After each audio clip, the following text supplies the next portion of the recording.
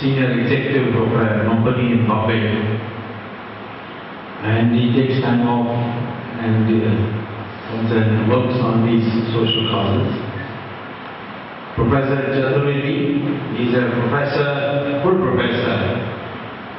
These days when people take degrees from, he's got a PhD from IIT and he teaches statistics, economics at the International Management Institute of International IMI. It's a well-known institute in Delhi. And since I stopped going to Harvard, he has started to go to Harvard. And he'll be going again this summer there. And then we have Chalapati Rao, who is an advocate, and he's been a long associate from the time the Janata Party was formed. Jagdish also, again, all came at the early stages of our party, but this meeting is not a party meeting. It's a meeting of patriotic peoples. It irritates the others that this PT is emerging as an exclusive club. But we have, after independence, ignored the value of patriotism. Patriotism doesn't mean that my country right or wrong. That's Nazi Germany. We don't want that kind of patriotism. Patriotism is a commitment to make the country great and not to let down the country anytime. To safeguard its integrity, its sovereignty, its territory. And therefore, every issue which concerns the country's honor and dignity, we are ready to go to any extent. Many people ask me, why you go after the killers of Rajiv Gandhi when the widow of Rajiv Gandhi is not going after? Well, the widow has a reason for not going after. I think, how dare a foreign terrorist organization come to India, declare the assassins declare the Supreme Court, we wanted to teach Rajiv Gandhi a lesson for sending IPKF to Sri Lanka. And therefore we killed him. That means the Prime Minister makes a policy, right or wrong, and it is not to the liking of some organizations abroad, they can come and kill him. So therefore, to defend not Rajiv Gandhi, although he was my very good friend, not to defend Rajiv Gandhi, but to defend the sovereignty, integrity and honor of the country. I put up a fight.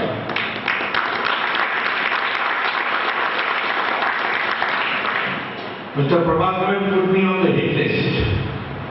And newspaper correspondents asked me, he's put you on the hit list, what are you going to do? I said, I'm putting him on my hit list. And we'll see who goes first. So therefore, when it comes to the country and the defense, we are ready to make any sacrifice. And that is our history also. Victory, defeat is not the first most important thing in our culture.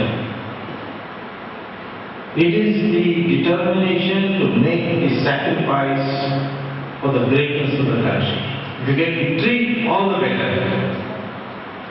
Rana Pratap is highly regarded in the whole country and in Rajasthan in particular. Did he lead you to victory? No. In the end, he had to go to hide in the forest, and for food he used to dry grass. His grass They used to dry grass, make it into paste, and then make it into chapati and eat that. A king, having lost everything, hiding in the forest. So his cousin came from Jaipur, Raja Man Singh, and told him, I have a message for you from Akbar, that you declare him the Badshah of India, the king of India, and he will give you back everything in Udaipur. So Rama Pratap said, no, I will not do it. So his cousin said, then what you going to do? Spend your life eating chapati made out of grass? What did you get out of it? So he says, I will get out of it, you are asking? What I will get out is that future generations, mothers will name their sons after Rana Pratap, and on your name you will spit, saying that he... So Man Singh lived in luxury of his palace, but nobody in Jaipur or any part of the country must remember.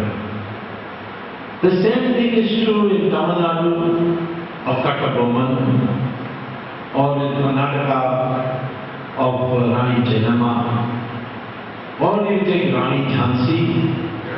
She did not lead you to victory, but we adore her. Subhash Chandra Bose, he did not lead you to victory, and the sheer courage of taking on the British Empire single-handedly that much. So that has been our tradition.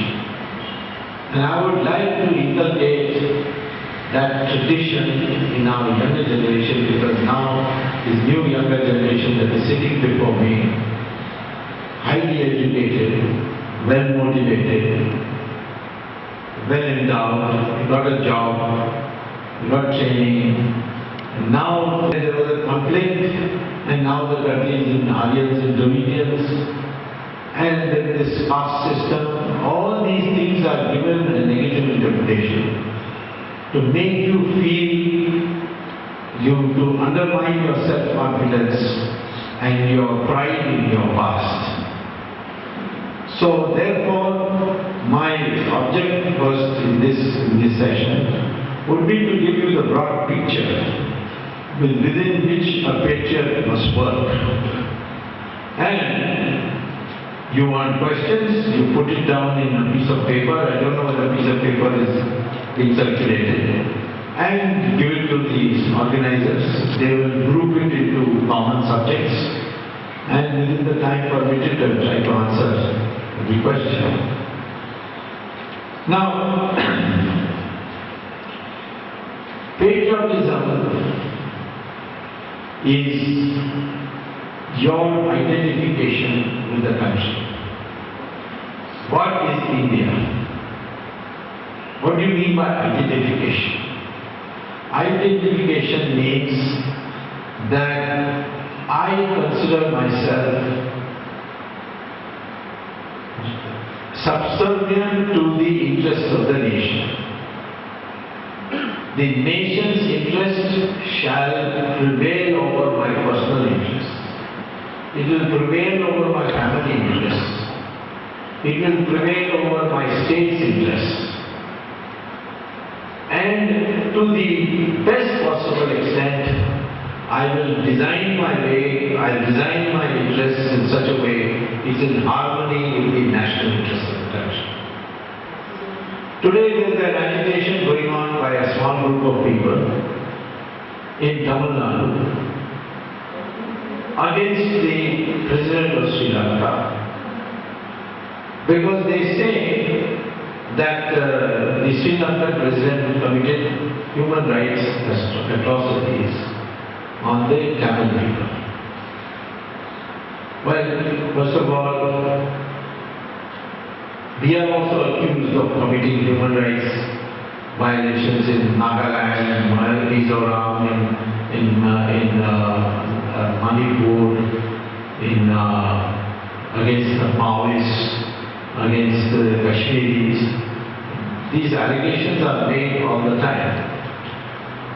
But It is very surprising that these Tamil groups, who have connection with some small Tamil groups in Sri Lanka, they say that it is the Sri Lankan army which carried out these human rights exercises. Earlier on they said the Indian IPKF also did the same. So much so that when the IPK returned to India and landed in Chennai, Karunanidhi was then Chief Minister. He refused to go and receive them or take a salute. Now I ask you, is the Indian policy towards Sri Lanka to be decided by what the Tamils of Tamil Nadu decide? We cannot go by that. We have to look at what is the Indian national interest and see if the Tamil interests can be accommodated in that. Furthermore, if you say that the Sri Lankan army carried out these atrocities, it says that I got an order. Then why did you obey it? Now what is happening is that because of this behavior which is forcing through the DMK, forcing the UPA government to oppose the Sri Lankans in international forums, slowly Sri Lanka is going towards China and Pakistan. So therefore you are harming India's national interest by speaking about this issue. No doubt the Tamils there deserve a better deal than they have got. There are 35% of the population in Sri Lanka and they don't have a state of their own. And therefore Sri Lankan government must be forced to amend its constitution to give the Tamils a separate state, not independent country, a separate state like Tamil Nadu we have in India. We find it in other places also. In Punjab, the Akali Dal says you cannot hang some Rajawa or somebody, or the killer of Byan Singh, even though the Supreme Court has said that they should be hanged, because it will be against the interests of the Sikhs. Somebody says you can't hang Afzal Guru because it's in the interest of, it's not in the interest of Kashmiri peace. These are all indications that when the glue of patriotism is not there, then we will all slowly wither into separate countries. Don't forget that many powerful countries have broken up. Pakistan was a military dictatorship, it broke into two, Bangladesh and the remaining part of Pakistan. That's why sometimes it gets confusing to talk about Pakistan. So I often say, Pakistan broke into two, Bangladesh and Pakistan. What is Baki? What remains? So, they broke into two. It may break into four tomorrow. If you have a strong government in Delhi, it will definitely break into four. Similarly, Indonesia broke up. Soviet Union, which is so powerful, was considered a superpower equal to America. It has broken into 16 countries today. What is today called Kazakhstan and Azerbaijan and Lithuania and Uzbekistan and so on, they are all part of the Soviet Union. Today all that remains of Soviet Union is Russia, and they have themselves changed their name. They have given up Soviet Union, now they call themselves simply Russia. So many countries have broken up. So many countries in Europe broke up. India has not broken up despite the best efforts of everybody, but that's why we must now keep the spirit of patriotism alive, which means that we will say that national interest will always be above our state interests and personal interests. When the state interests and personal interests harmonize with the national interest, then we can have both. For instance, if Telangana has to come, I will fully support it because the country will be benefited. Smaller states will produce better economic growth than larger states. And you see that example around the country. And Telangana, people are not saying, we want to become another independent country. They say we are part of India. They are not going to go anywhere. So that is the first requirement of patriotism. Placing national interests above your state interests, your regional interests, your linguistic interests, your personal interests. Second is that patriotism is recognizing who your people are. All those who live in India are one people. Even Sri Lanka is a one people. The Sinhalese came from Bihar and Orissa. And the Tamils came from Kerala and Tamil Nadu. Now, unfortunately, Rahul is not taking interest in Sri Lanka. But these Tamil politicians, they are taking, just because they are just 30 kilometers away from Sri Lanka. So a lopsided picture is created. So we must treat Sri Lanka also as our brother's nation because we are both Sinhala and Tamils came from India originally. But I would say even within India there is so much confusion. This whole Aryan Dravidian theory was concocted by the British. And all these historians who were trained by the British like Romila Muhammad just kept repeating it. Word Aryan is not there in the Vedas, it is not there in the Upanishads, it is not there in the Gita, it is not there anywhere. But the word Arya is there.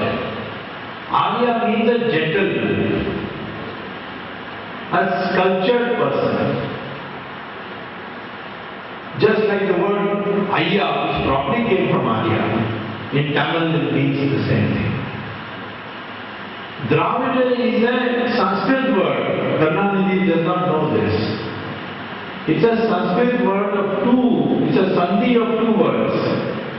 Thara and Vid, which means where the three oceans meet, or three coasts meet. That is, Dravida means a southern region. And this is, the word was coined by Adi Shankara when he went to North India to debate with Mandara Mishra. And there they asked him, who are you? He said, I am Dravida Shishu. Shishu means child. And from that the term came. Now if you recent tests on DNA shows we are all the same people. Sometimes people say, no, southern people the skin is darker. So what? When is race decided by skin color? Skin color is decided by pigment in your skin. If you roam around the sun, your skin will become dark. And as you go closer to the equator, the South India is, the sun gets more direct. You take out the pigmentation, your skin will become like the Europeans. Michael Jackson did that. You know the name Michael Jackson, the singer. He went to a plastic surgeon and said, take my pigmentation out. He took his pigmentation out, he became white man, just like a white man. So therefore, weather is responsible for skin color. It's got nothing to do with race. Race can only be decided by testing DNA. Either you will take the scrap of the skin and test it, or take a blood sample and test it, or take your hair. Even from your hair you can decide what your DNA is. And research has been done, it shows that we are all one people.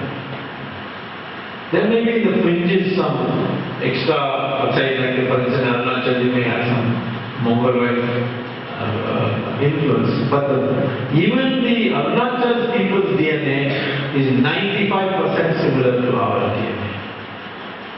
So therefore we are one people. Whether we are Brahmins or scheduled castes, whether we are Hindus or Muslims, we are all one people. And I tested this in Bombay, when Raj Thackeray said all these UP taxiwalas should go back. They are taking our Marathi jobs away. So I got somebody to get me Raj Thackeray's hair sample. And I paid 10 rupees and got a UP taxiwala hair sample. And I had to test it. And I found both their DNA is the same. That means either the UP taxiwala is a Marathi or Raj Thackeray came originally from Uttar Pradesh. So this Aryan Dravidian bogus. Brahmins and scheduled castes are different races bogus. All are one people. If the nutrition of all our people becomes the same, we'll all look alike. If the exposure to sun is minimized, we'll all look alike even in skin color. So that is the second thing of patriotism. Not to think of yourself as a Telugu or a Tamil, or to think of yourself primarily as an Indian. And I call that as Hindustani. I say to Muslims and Christians also, you are also part of the family. Because your DNA is the same as mine. And therefore you mean that you are descended from Hindus. Accept that. They are very reluctant to accept it publicly. Privately they say you are right. But publicly, you know, when they go abroad, they are not treated as people who are originally come from Saudi Arabia. In the Hajj, you see, they call all Indian Muslims as Hind. And they segregate them. So therefore, this patriotism will start first by first identifying that the nation's interest is above all your other interests, and two, that we are all the same people. That's why Swami Vivekananda said, when the word, he used the word Hindu, not Indian. Vivekananda in Lahore gave a speech after returning from America. And he said, when the word Hindu brings electric shocks in your body, when you see a Hindu in distress from India, and culturally, India is described as Hindustan, a land of Hindus and those others whose ancestors are Hindus. If a foreigner comes here and he or she becomes a Hindu, then we accept them because there is no ceremony to become a Hindu. You just say, I'm Hindu, you are Hindu. All other religions have ceremony. But Hinduism doesn't know ceremony. If you say, I'm Hindu, you are Hindu. So if foreigners are there or they live here so long that their ancestry also can be traced to Hindus, like the Parsis today. They originally came from Iran.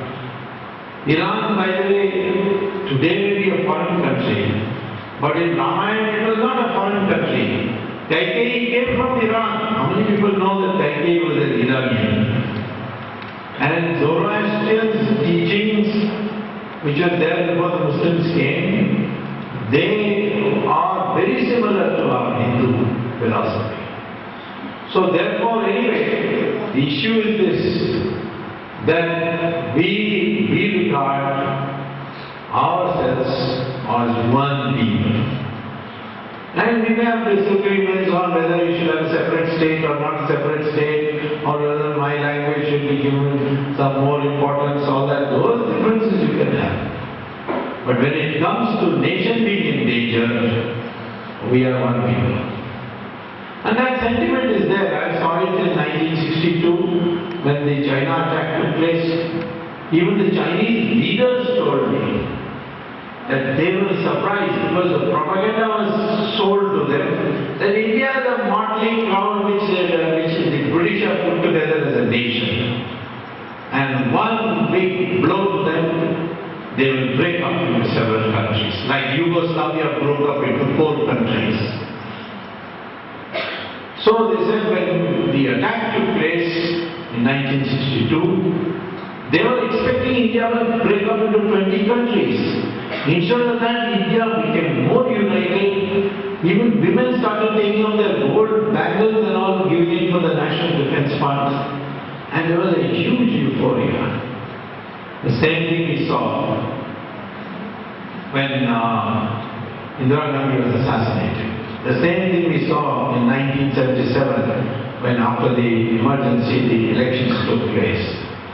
So India still that is there. That strong bond is why India is today, even today, not broken up despite the best efforts of so many foreign powers to pick it up.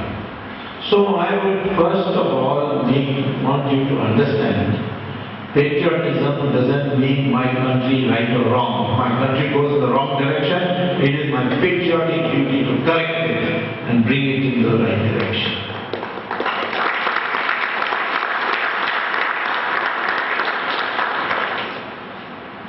So, therefore, if we are patriotic people, what does secularism mean? Secularism means what is stated in the Hindu religion, which is that all religions lead to God. Is there any other religion in the world which says this? Does Islam say it? No. Islam says the opposite. If you are not of my religion, then you are a kafir. Either you are reduced to being a dhimmi and doing dirty work, cleaning work, or you have to be killed, or you have to convert. Christianity says you are a pagan. To save you from the devil, they have to convert you. It is a fundamental right of Christianity to convert. Hindu is the only religion which doesn't believe in conversion. And as a consequence, all our associated religions are also like that. The Sikhs will not try to convert, the Buddhists will not try to convert, the Jains will not try to convert, the Parsis will also not try to convert. So, already it is there, the secular principle is there. When they say Narendra Modi is a hardcore Hindu fanatic, he is therefore communal. I say, how can you say both things? That he is communal and hardcore Hindu fanatic? All Hindu fanatics will be secular because as a Hindu, you believe all these things.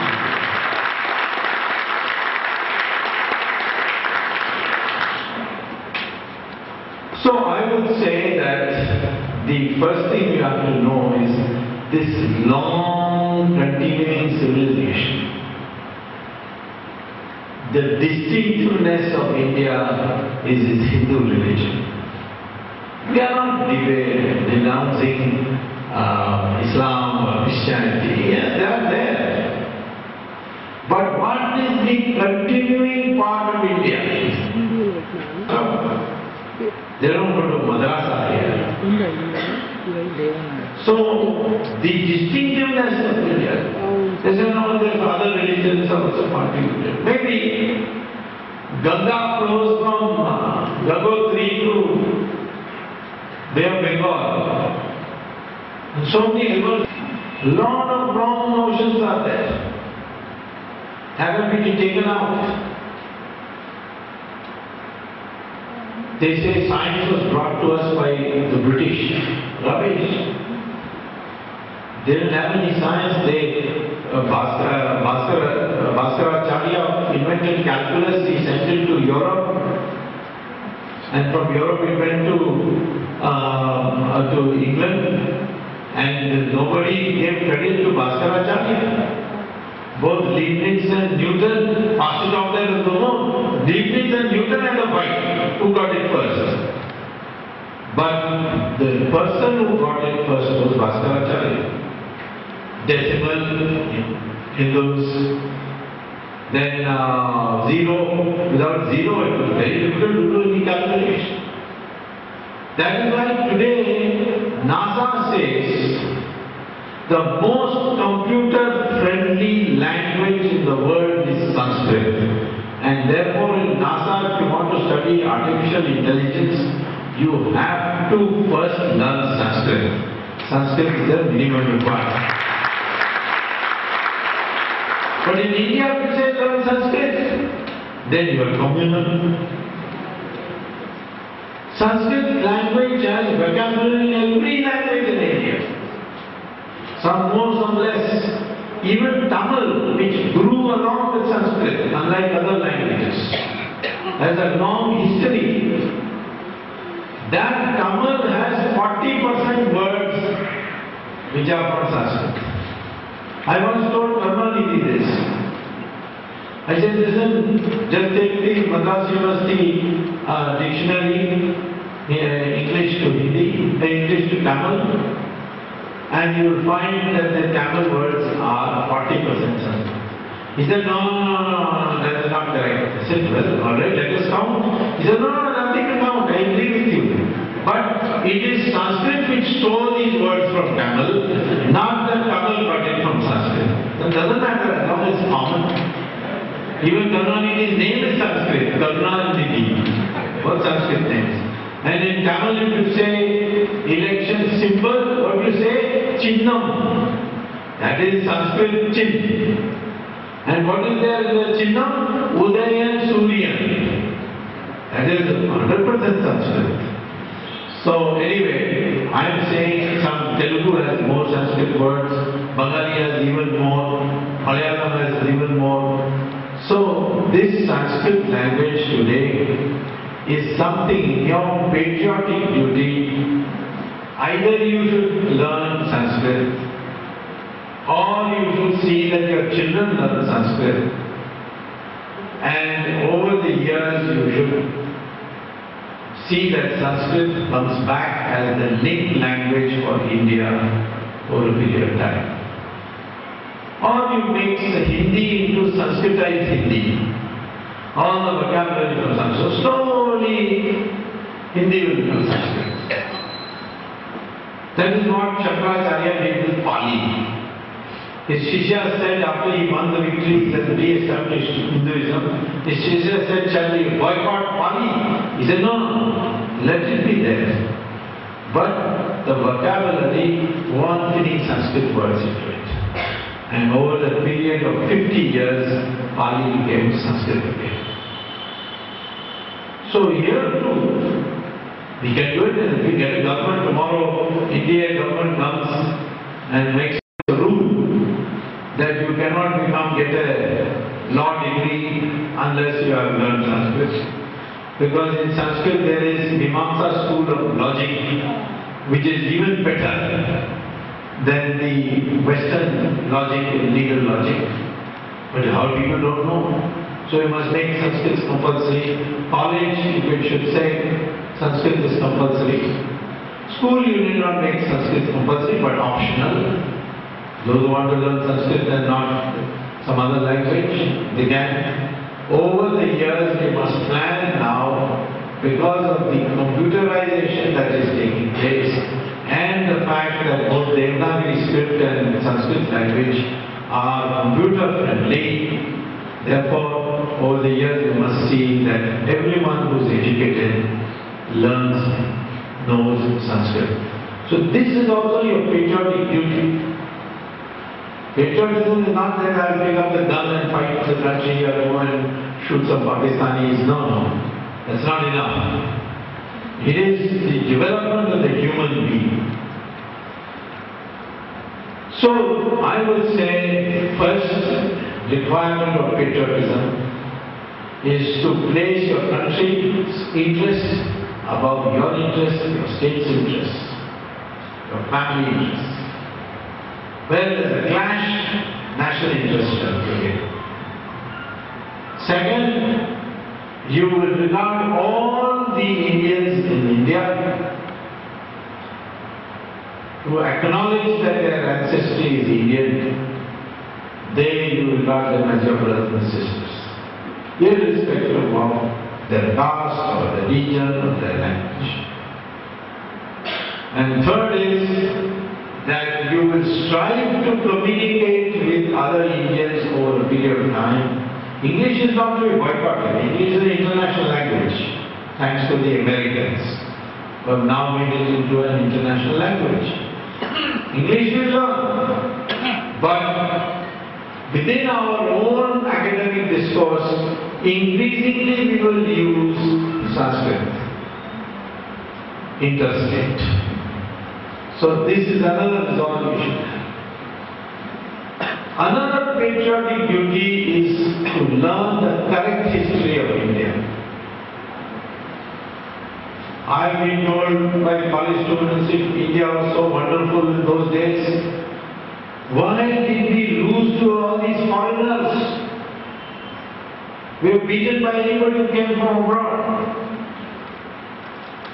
Well, we may have been beaten, but we never gave up. I did myself realize the real essence of it,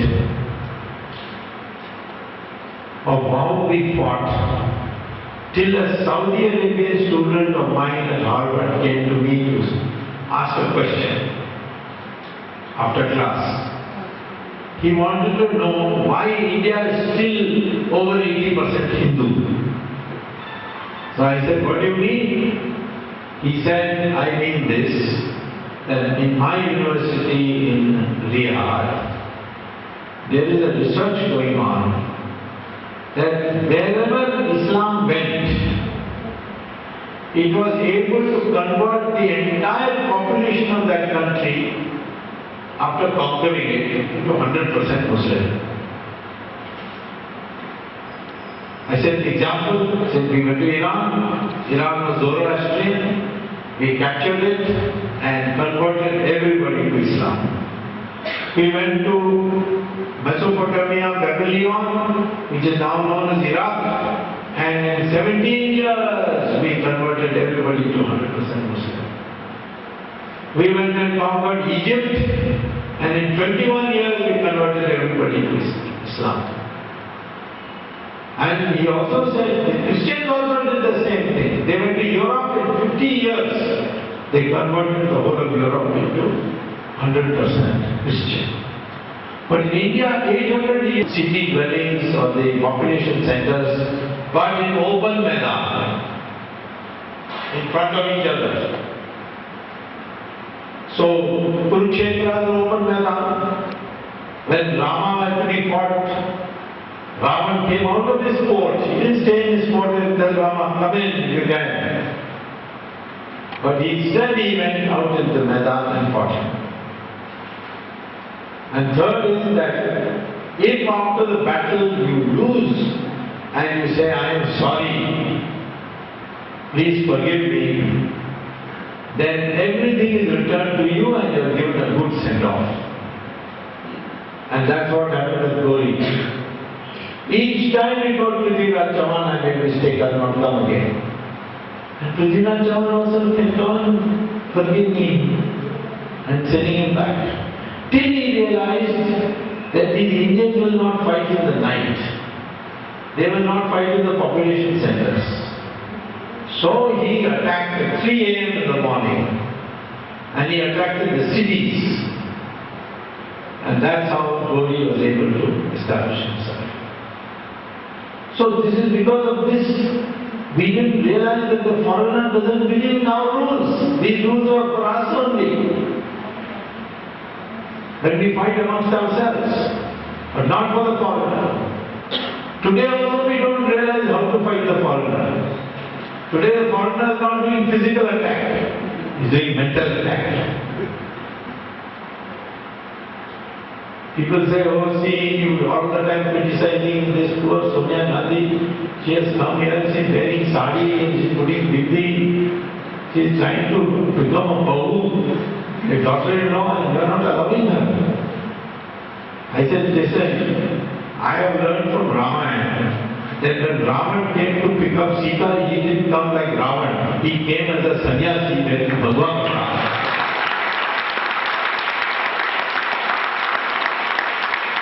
So I'm not going to be fooled by all this. So I am therefore saying that we must realize now how we are being attacked. We are being attacked by ideas. These ideas are making us into babus, clerks. Our Indians today, they don't want to take risk on anything. They are afraid of failure. When I was teaching at Harvard, I had students from large world countries. And at the end of the class, he used to say, okay, now, after graduation, because you are Harvard, you will get a good job. But what kind of career do you want? Do you want to go into some new venture, risky venture, and that venture may make you a billionaire like Microsoft's man, what is Bill Gates? Or you may fall flat on the face, become a failure, and be on the street. Do you want that kind of a life? Or a career? Or you want to join a job? Every year your salary will increase, provident fund will be deposited. At the age of 60 you will get a big provident fund. You will get your provident fund back. And you build a house and watch television for the rest of your life. But all the Indian students told me in the class that we want a second job. So I said, why? That is guaranteed poverty, that job. Why do you want that? They said, maybe, but it is guaranteed. That is why we want that job. Guaranteed poverty is also okay, as long as it's guaranteed.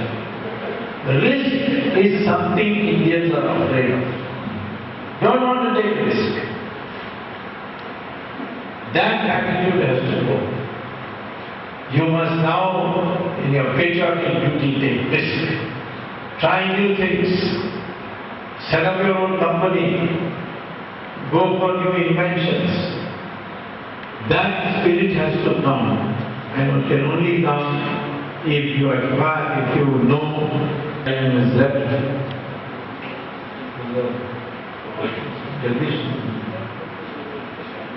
Yeah, that's the answer. Okay. Because I have another session also in the afternoon where I will deal with the question of how India can become a developed country and how India can protect itself against terrorism. But today I will give you the general principles of patriotism. What a patriotic people must be, what should we know, what should we say, what do you mean by patriotism? That is what I wanted to devote myself to. What time will I get go on till? Alright, after 5 minutes. I finish up with 5 minutes. Alright, now, finally, there are two things left for me to deal with. I might deal very briefly now and then later on the concluding session. One is that how do you achieve true happiness? Because if you are going to be patriotic and going to serve the country and going to make sacrifice, you must also be internally contented person. We know that the Western system is not producing happiness. Because they are coming here. Go to Sri Ravi Shankar's ashram one day and you will see 40% of the people there are rich Americans and Europeans. I say, why have you come? Because we want to know how to be happy. We know how to make money, but we don't know how to be happy. So how Ravi Shankar can tell you that? That is where we learn from them that there is a method by becoming a happy person, even when you are not succeeding. And even if you are succeeding, you will not necessarily be happy. So that is something that again goes back to our culture. How we taught ourselves to remain happy even in the face of adversity. What is the outlook we should have by which we shall always be happy and smiling? The second thing is that we need is to know we are not only enough to be patriotic. Now you are, wherever you are, you must become a leader. Which means you must be able to influence other people to think like you. And what are those elements of leadership? So now you are clear, the word patriotic means you place your national interest above your personal interest, family interest, state interest, linguistic interest, all other interests. Two, you regard all Indians who accept that their ancestry is rooted in this country. You accept them as your brothers and sisters. We are all one people, there is no difference. You may have some variations of language and so on. I may eat idli, somebody may eat aloo paratha. But now idli has also gone to North India. Even in Kashmir you get idli. You may not recognize it as idli, but they call it idli. So, this is the second thing. The third thing is that you will be patriotic to make a resolution that you will promote such faith, either by learning it yourself or making someone else learn it. Or creating conditions where your school to which you want to go teaches Sanskrit. Fourth is patriotism is you will strive to learn the true history of India. If you are sitting on exam, please write all the rubbish that you have been taught. And don't put all these ideas I am giving you, you will fail. That is not, they will keep that. But over the period you propagate correct history. And then finally you will be bringing about economic change in the country in such a way that you become a happy person. Everybody becomes happy. Not only prosperous, but happy. Not only prosperous and happy, but not corrupt. Why you become corrupt, that also I need to tell you.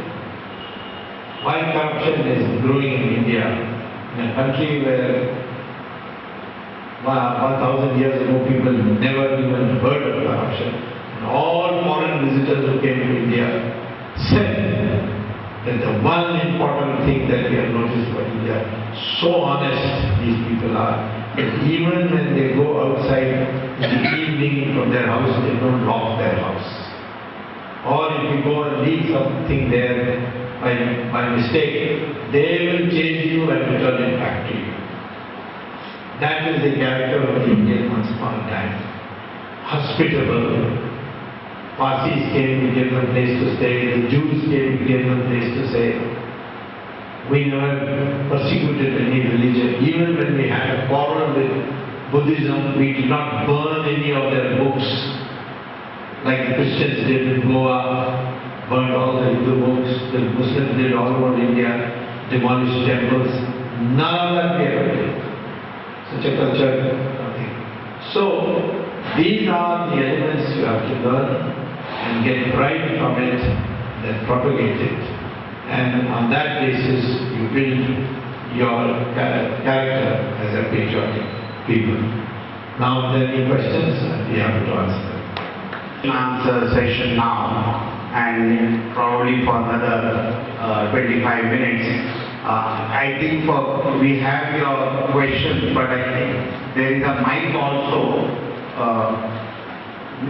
We can start with the mic and then we will manage it. And one joke item. See, once in America, a group, mostly of Indians, will be very strong. So all of a sudden they see a relative that being attacked by a So one of them, keeps the number 3 times. So the next day paper reads, like every Indian they say child. So that guy goes and class that my friends are Indians but I am Pakistan. So the connection says that an innocent dog killed by a Pakistan. The perspective they are picturizing. Like for example, when Modi gained 115 seats, they picturized that he lost 2. By media, we mean all channels, All channels must be given some kind of rating. all newspapers. Yeah, all everything. Well, there is a system you can write to the press council, saying that they have given us hope and they have printed this lie and they should be censured for it. If it's a defamatory lie, they can go to court and file a defamation suit. No, I'm thinking in terms of perspective. Personal. Perspective. Yeah. No, see, the thing is that media is now under heavy pressure because there's so much competition. You know, how many newspapers come out of Hyderabad?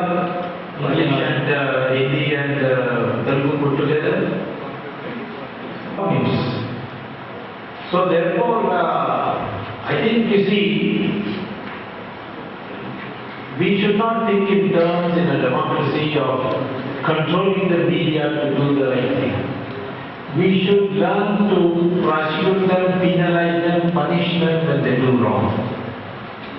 Not in by controls and censorship to see that they do not utter lies. That is not possible to do. You don't have the machinery for it. So I think the best thing is what nowadays you PGs are doing. You are hammering all these pagalikas and burqa. No. Thank you. You not stand. After that, you stop talking about Somalia. So that is the way. This social pressure rather than governmental pressure. Okay? If patriotism is really that influential, how come all these unpatriotic elements win elections? Elections after elections, and patriotic people are unable to, put their people as representatives. Why? Because she tried to tamper with democracy? So, it is not correct to say that unpatriotic people or undemocratic people win elections all the time. If the issue is made, then they will. Why is Congress today, Congress government executing Kasab, not only Kasab but this Afzal Guru also? Because they see this anger of the patriotic people and they don't want to be on the wrong side. One day Mohan Singh told me, he's a very good friend of mine, he told me, I asked him, why are you doing so much? Don't go to such extreme to get your vote back secured. He said, as a Yadav, I cannot win unless the Muslims vote for me. But the day the Hindu becomes a vote bank, I will put the tika and say, Jai Shri Ram. So the answer to correct all these things that unpatriotic people get elected and so on is to create a climate in the country. Whip it up, you see, this patriotic people. That India is under siege, India has been under attack, these people are betraying them. And you will find all these people will fall in line. Today even CPM is saying that the hanging of Afzal Guru was correct. The atmosphere in the country. So I think again I am saying that the more important thing is the grassroots movement for patriotism. Then no patriotic person will have a chance. Why don't we stop it? I thought the Supreme Court has already given that order. Is it not? Yeah, they have. It's to be implemented I think next year. And anyway, we will follow it up, but health subsidy is totally wrong because even in Muslim countries they don't give health subsidy. Saying once in a lifetime. No subsidy under any circumstance. So then there is no pilgrimage, no nobody gives subsidy to poor. To go to Ayyappa's. I think people go themselves. Who is giving subsidy to go to Kumbh Mela? 1 crore people are turned up there. Correct. Well, I don't know what is in his mind, but he has certainly destroyed the Anna movement. Continue with those questions after the tea break. It's now, according to my watch, 11:15. We'll reassemble at 11:25. 11:25, 10 minutes tea break. We'll come and we'll continue with some of these questions. Thank you. Here are the questions, because there are many questions which are similar nature, and I am clubbing these questions and Dr. Swamy will take up the questions from the first question that I am going to take up is about the judiciary. There are many people from the legal profession present here. There is a question from Mr. Raman Reddy, advocate. The judiciary has been very clean till recently, but now there has been murmurs about the judiciary also being corrupt, and reactions from Dr. Swamy about the type of judiciary that we have.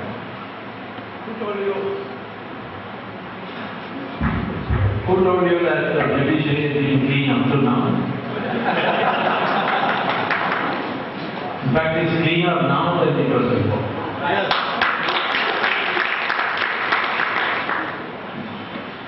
2G spectrum case, they cancelled, one or two next week.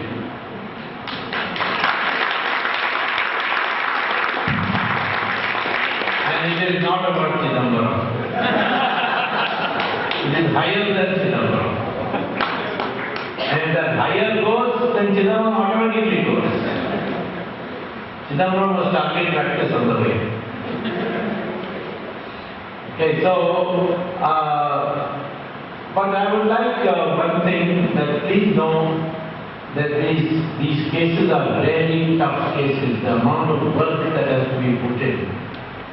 And I'm really free, nobody is giving me any money, It's all my own money. And so on my own time, I can't, fast food center. You go in there and you get the food served through a microwave. This is a thing where it's like a chess game. You have to play it very carefully so that there is no backward, but I cannot be stronger than the judges. If the judges are weak, I cannot do anything for it. Doesn't mean my case is weak.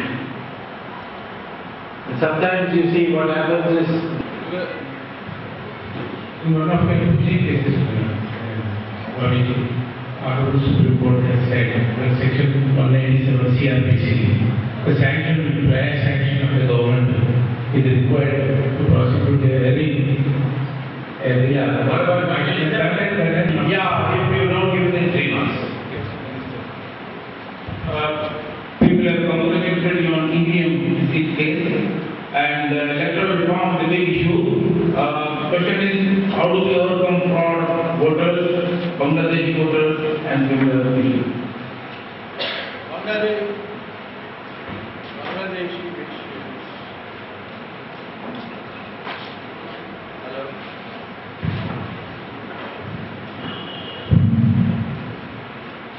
I request Professor Rahman to come over to the next.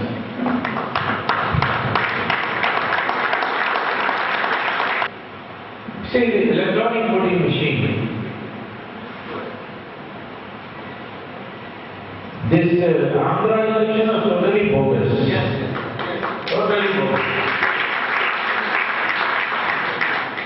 All these stories we heard about YSR Reddy going into his room and doing a prayer to Jesus Christ, and then Jesus Christ came and changed the result or whatever.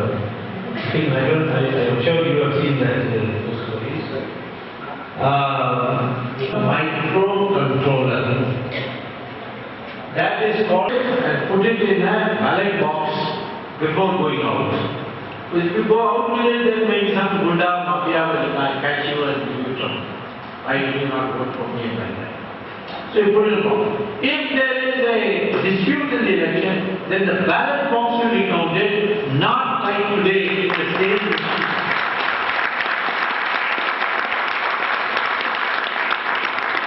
Having lost it, the election commission said, but it will take time. So I said, okay, let them take as much time as they want, but till that time, ballot papers should be used.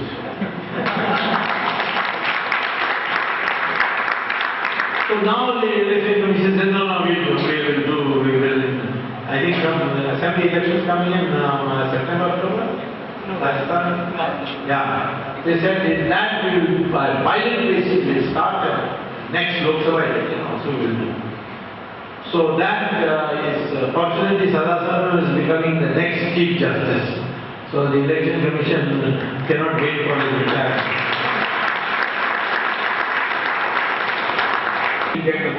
Oh, Not the representative. they are not, in India we have too much dictatorship. Already we have anti-defection law and so on. I am not in favor of this because I know Israel has it and they are all complaining in Israel. The system is not good. It's called the list system. No, I am not in favor.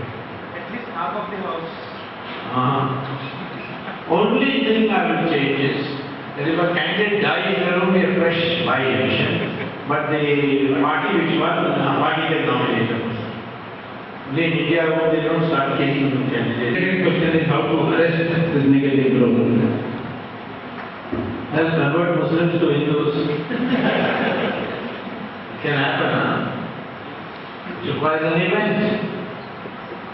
I don't think that if the mullah's influence is not there, which harms the general cause. In a democracy, no violence under any circumstance. We cannot accept it. However, great revolutionary, man who suffered, wrote that wonderful book on the first war of independence. It is he who changed 1857 from mutiny to power of independence. He is the first one to give us the concept of Hindutva in his political book. Vivekananda, he transformed. Two questions. First one is, as an economist, what do you think is the most crucial reforms? And the second one is about the black money stashed abroad and government having the list, not disclosed. Because their government itself is the list. Well, I would say I would begin reforms now by restoring the confidence of the public. What is the confidence of the public dependent on? You give them saying, I am doing this reform, that reform. They don't see results immediately. I told this to Nasimala. For God's sake, you are Organizations like COA, communal NGO. So think the parliament to enact the same.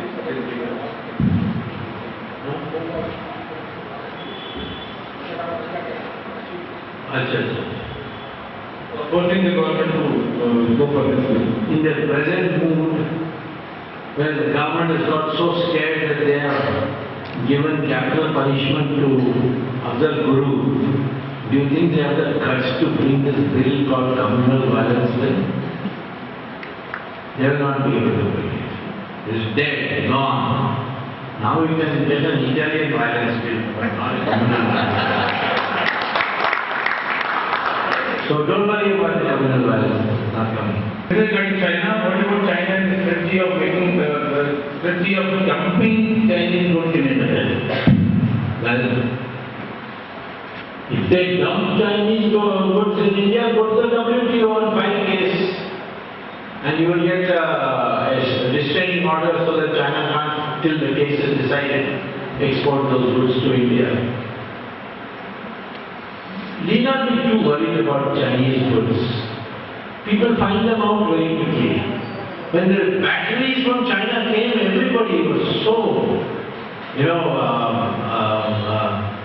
upset. They are bringing it dirt cheap, this and so on. But those batteries are useless. Now nobody is buying Chinese batteries.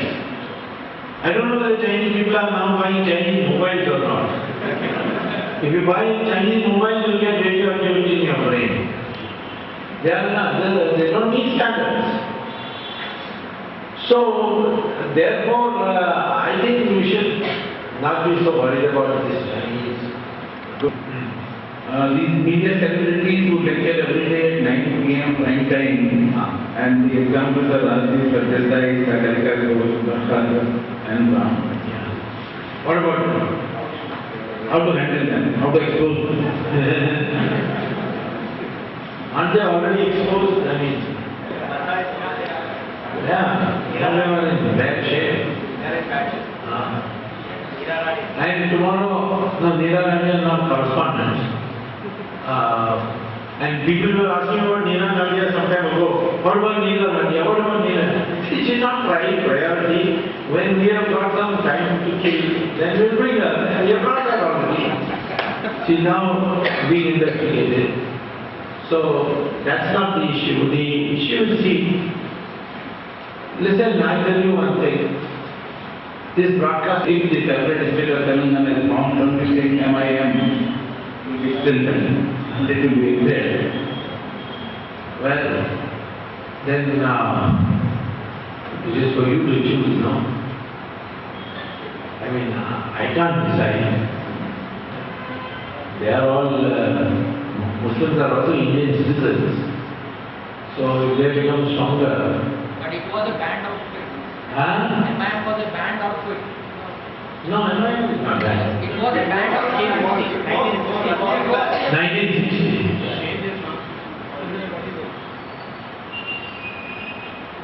Well, I mean, I think, I hope that fellow Asaruddin, not Asaruddin, brother, what's his name? Akbaruddin, will come back a little more sensible when he's still in jail, right? So he should know that there will be retaliation. The day the Muslim leaders know that Hindus will say enough is enough, then fundamentally we have to see whether they are saying Kashmir should be given to Pakistan. I have not seen Asaruddin separate independently. That Kashmir should be separated, like Prashant Bhushan.